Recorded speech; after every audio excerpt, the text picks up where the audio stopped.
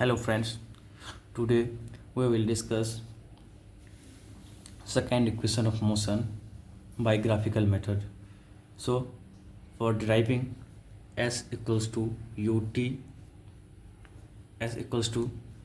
plus half at square by graph, what we will have to do is, in the previous videos we have seen the area, we have seen the velocity time graph. So for calculating distance we will have to find out the area under curve Vt.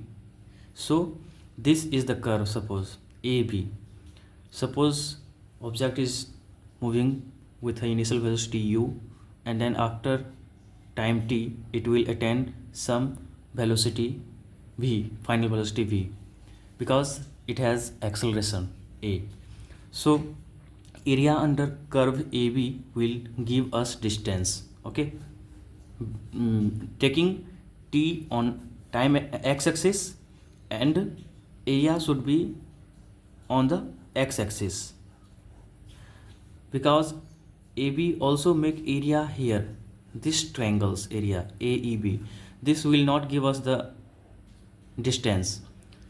Distance will be calculated by taking area of OABC. So distance becomes the area of figure OABC, area of a rectangle ADCO, and area of triangle ADB. So in the previous video we have find out the slope of AB is nothing but acceleration. So acceleration will be calculated by tan of this theta, which is perpendicular BD upon base AD.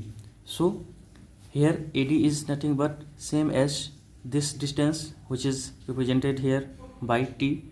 So AD becomes t and BD becomes AT. Okay, by cross multiplying.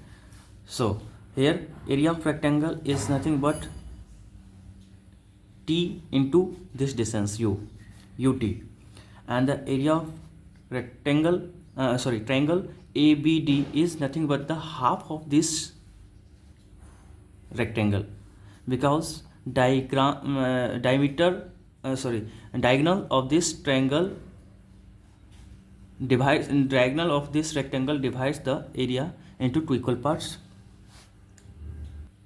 So area of triangle ADB will be calculated by half the area of ADBE, and the area of ADB is nothing but AD into BD, which is AD is here time t, and BD is, we have calculated A into t. So this become ut plus half at square, s equals to ut plus half at square. This is the second equation of motion. So friends, if you like my video, please subscribe my channel and share. Thank you. We will discuss third equation of motion in the later videos. Thank you. Have a nice day.